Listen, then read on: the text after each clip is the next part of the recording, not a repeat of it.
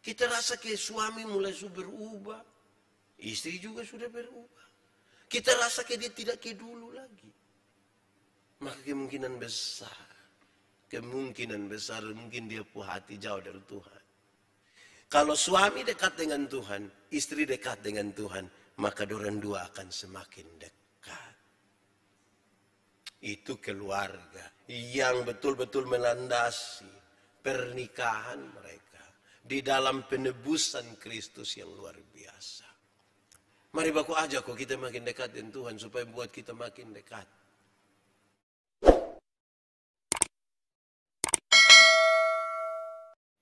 Bapak Ibu Saudara-saudara, mari kita berdoa untuk pemberitaan firman Tuhan. Satu hal yang kami percaya, kalau Tuhan memanggil kami, pasti Tuhan mau melawat kami. Oleh kuasa firman-Mu yang mengubahkan itu, kami mohon Tuhan, Engkau menolong kami sekalian, supaya kami membaca firman-Mu dengan baik, merenungkannya dengan baik, dan kami melakukan itu di dalam hidup kami. Terima kasih banyak Tuhan. Tolong jauhkan semua penggoda pencobaan. Biar dalam damai sejahtera-Mu kami belajar firman Tuhan. Kami rindu pada firman-Mu. Berfirmanlah bagi kami Tuhan, di dalam nama Yesus, firman yang hidup itu, kami berdoa. Amin. Dari kitab Rut pasal 4 ayat 1 sampai ayat yang ke-17. Bapak Ibu Saudara-saudara, Shalom. Selamat pagi buat kita semua. Pasti tidak kebetulan Tuhan menempatkan kita sebagai suami, istri, anak-anak, orang tua, bahkan sampai ipar-ipar, dan seterusnya. Maka khotbah ini, perenungan ini, atau pemberitaan di minggu ini, lebih diarahkan kepada pasangan-pasangan suami istri. Yang belum bersuami dan belum beristri, tenang-tenang saja. Saudara tidak usah, pokoknya saudara diam-diam merenungkan. Yang sudah beristri dan bersuami atau pernah, saudara ingat-ingat kembali, apa memang saya pas dengan itu, kira-kira. Nah, bagi saudara-saudara pasangan suami istri mesti ini renungkan bersama-sama dulu. Kapan terakhir kali kita masih bisa bersama-sama dalam kemesraan? Kapan kita masih duduk bersama? Kapan kita masih berdoa bersama? Duduk bersama itu pasti. Kok di oto juga duduk sama-sama. Tapi bisa saya dong main HP sendiri-sendiri. Dong dekat tapi hati jauh satu dari yang lain. Suami istri yang mengalami penebusan Tuhan Yesus, maka suami akan dekat dengan Tuhan, istri juga akan dekat dengan Tuhan. Kalau suami dekat dengan Tuhan, istri dekat dengan Tuhan, maka dorang dua akan semakin dekat. Itu keluarga, itu suami yang betul-betul melandasi pernikahan mereka di dalam penebusan Kristus yang luar biasa. Maka mereka dekat dengan Tuhan, mereka juga dekat di antara mereka. Sehingga kalau hari ini kita jauh, hari ini kita rasa kayak sudah ada jarak. Kita rasa kayak suami mulai berubah, istri juga sudah berubah. Kita rasa kayak dia tidak kayak dulu lagi. Maka kemungkinan besar mungkin dia punya hati jauh dari Tuhan. Suami hati jauh dari Tuhan, istri hati jauh dari Tuhan. Mari baku aja kok kita makin dekat dengan Tuhan supaya buat kita makin dekat. Jangan sampai kita sudah terlalu lama nikah. 15, 20, 30 tahun kok akhirnya kita biasa-biasa. Kita biasa-biasa sampai mama bekira siapa kok. Wih kalau sampai ada suami yang takuju bangun dah beli istri sampai mama bekira siapa. Wih itu pasti mam tua kaget itu. Pasti mam tua langsung lu mimpi apa. Paling begitu. Nah, kedua saudara-saudara, ikatan pernikahan yang dilandasi oleh penebusan Kristus, mereka mau hidup bersama-sama sampai maut memisahkan. Sampai maut memisahkan. Ikatan pernikahan yang dilandasi oleh penebusan Kristus itu, dorang dua mau hidup sama-sama sampai maut pisahkan. Tidak boleh ada perceraian. Dong tidak mau. Itu kata cerai itu dong subuang dalam lompong kamus hidup. Tidak ada. Mau masalah apapun, maut yang pisahkan. Tapi itu tidak berarti tiap hari suami hanya duduk kotanya dan tertahu mam tua pun maut kapan. No. Lama-lama saya sudah dekatkan mam tua dengan maut ini. Dan begitu juga. Biarlah maut itu berjalan apa ada sah. Karena suami-suami, istri-istri yang menyadari bahwa ikatan pernikahannya dilandasi oleh penebusan Kristus, maka dia mestinya mau untuk hidup bersama-sama. Terus sampai maut.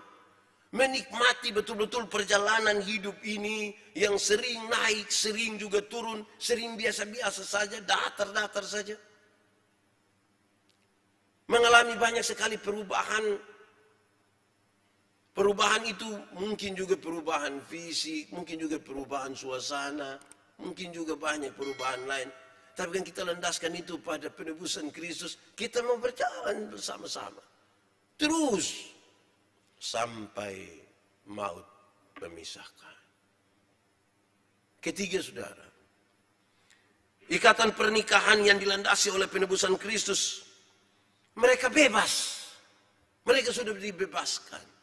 Tapi mereka bertanggung jawab. Mereka bebas, tapi bertanggung jawab. Mereka bisa berjumpa dengan siapa saja dalam kebebasan, tapi bertanggung jawab. Memang butuh bebas-bebas sedikit. Kadang-kadang isi dong ini pun cemburu ini sudah lalu. Kita dan coba-coba senyum dengan apapun. Kadang-kadang kita senyum dengan TV, cuma tuh bisa cemburu dengan TV. Bapak lama-lama saya titiin TV. Mama ini belum lunas ini mama. Mama titi ini kita susah. Tapi jangan bilang hanya ibu-ibu saya yang cemburu. Bapak-bapak juga aduh. Jangan kau lihat mam tuh ada senyum sedikit waktu WA. Tes apa?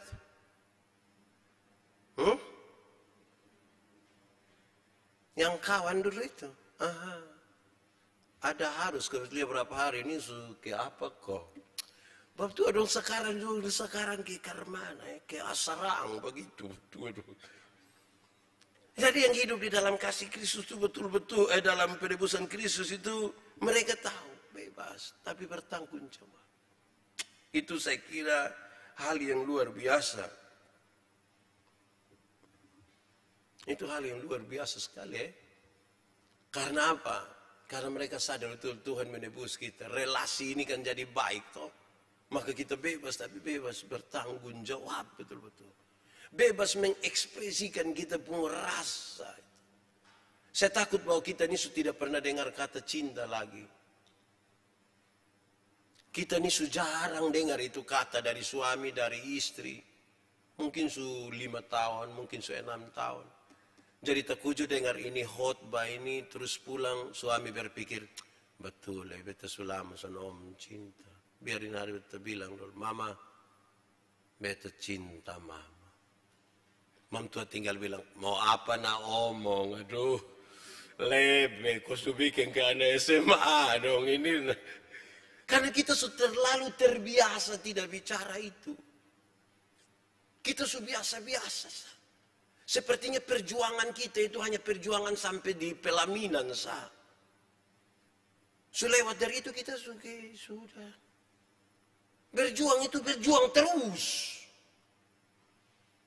Dia harus sampai di perjuangan tanpa ada. Jangan berhenti. Saya takut kalau kita pun kemesraan tidak ada. Saya takut kalau kita biasa-biasa saja. Hanya karena kita kebetulan tinggal satu rumah. Wih, tinggal satu rumah baru hanya kebetulan itu bahaya. Kita rasa kita sangat jauh. Apalagi kalau alasan panas, kok kita mulai tidur separuh di kamar sebelah, separuh. Wih. Bapak mengalah biar beta tidur di lantai sama mama di atas. Tidak apa. Itu pasti ada hal. Dan nanti jangan sampai baru mau sentuh sedikit, kok ada apa panas begini bu. Wih, jangan yang surencana begitu dong, kasih dingin hati. Supaya baik-baik itu. Keempat saudara-saudara, ikatan pernikahan yang dilandasi oleh penebusan Kristus menjadikan rumah tangga mereka itu adalah gambaran relasi manusia dengan Tuhan Allah. Gambaran relasi. Saya sengaja bedakan ini dengan yang pertama, supaya kita lihat bahwa begini, rumah tangga yang melandasi pernikahan mereka di atas penebusan Kristus itu melihat rumah tangga mereka. Orang melihat relasi dengan Tuhan Allah. Gambaran tentang Israel dengan Tuhan Allah itu gambaran mempelai laki-laki, mempelai perempuan. Siapakah dia yang muncul di padang gurun, yang bersandar pada kekasihnya? Omong padang gurun itu di pengkhotbah Kidung Agung. Itu kan bicara tentang sebuah suasana yang gersang sekali. Kering. Badai gurun bisa datang kapan saja. Kalajengking beracun, ular kobra. Masalah-masalah di gunung serius. Tetapi seperti seorang mempelai perempuan menaruh kepala pada pundak kekasihnya. Yang belum menikah jangan renungkan, saudara belum bisa dapat dia pun. Coba ibu-ibu renungkan, bapak-bapak renungkan kalau istri taruh kepala di sini. Rasa apa coba?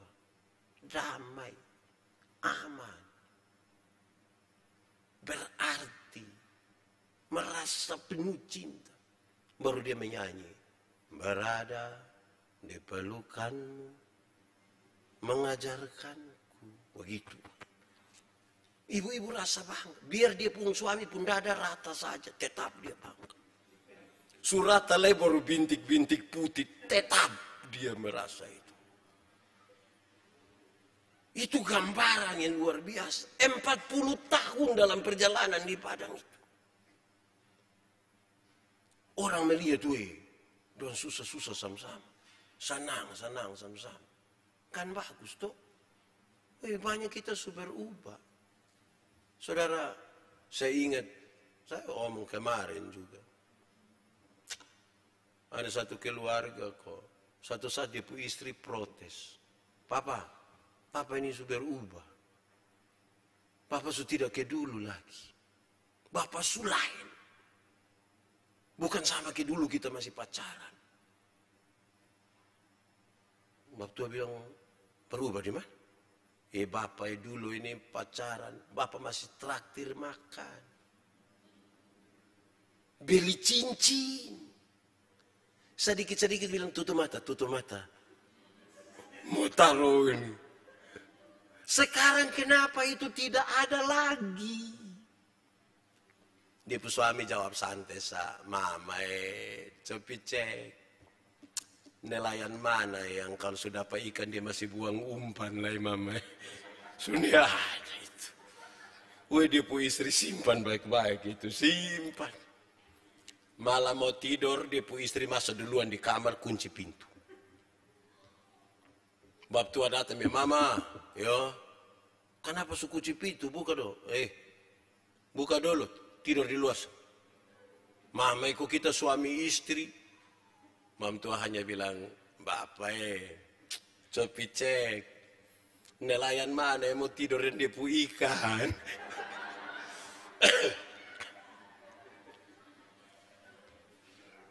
Aduh, ini relasi ikan dan nelayan ini ke mana?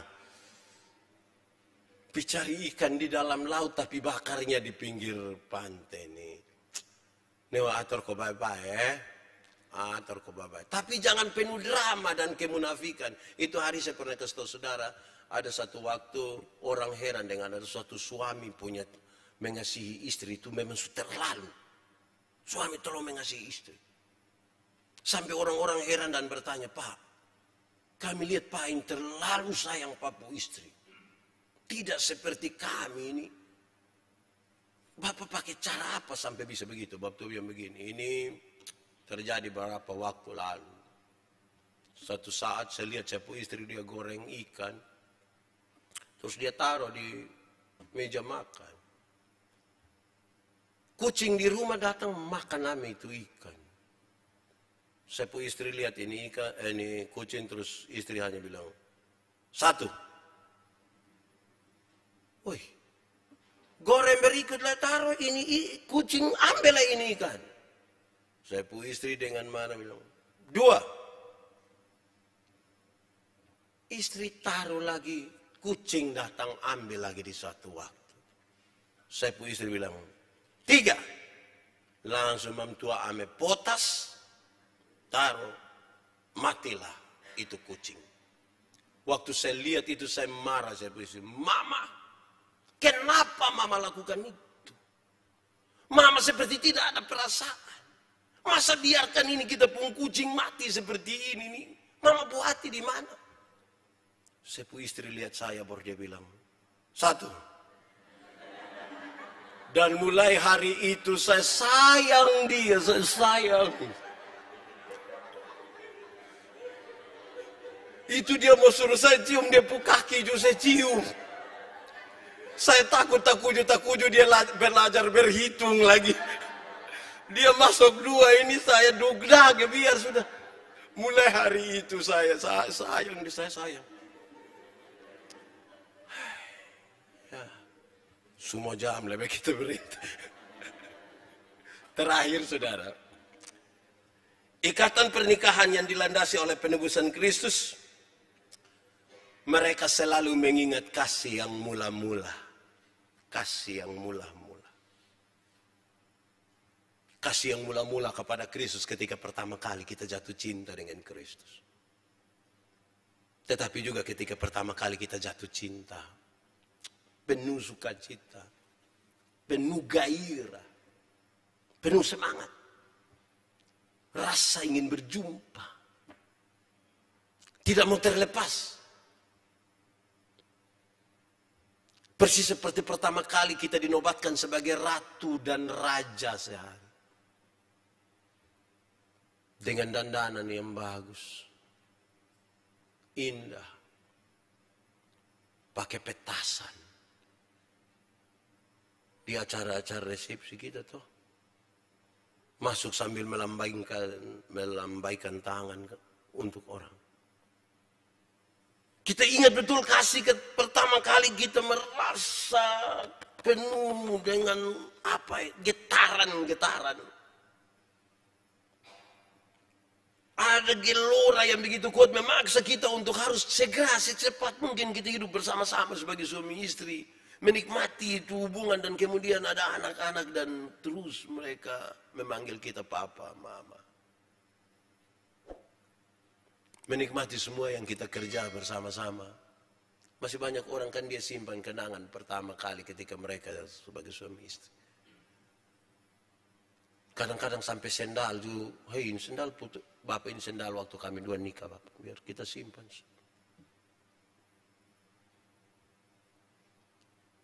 Mungkinkah kita masih ingat kasih mula-mula?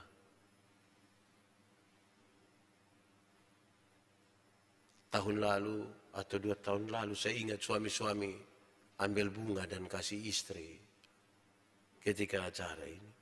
Sekarang itu bunga dong sudah tidak ada. Tinggal kita puhati sayang harus dari kasih yang mula-mula. Tuhan memberkati kita. Mari kita tunduk kepala dan berdoa. Tuhan terima kasih banyak. Firman-Mu telah menolong kami untuk melihat kembali perjalanan cinta kasih sebagai suami istri. Kami mohon Tuhan supaya firman-Mu akan menjadi kekuatan yang terus menjaga kami dalam perjalanan sebagai suami istri. Keluarga-keluarga yang semakin jauh hati mereka, yang hampir hancur, kami minta Tuhan pulihkan kembali. Terima kasih banyak Tuhan. Tidak lupa juga kami berdoa bagi semua jemaat, bagi mereka yang lanjut usia. Tuhan tolong mereka. Mungkin fisik mereka lemah, tapi biar iman mereka makin kuat. Yang sakit Tuhan sembuhkan. Yang ragu-ragu Tuhan berikan iman. Yang putus asa Tuhan berikan harapan. Yang berbeban berat Tuhan berikan kelegaan.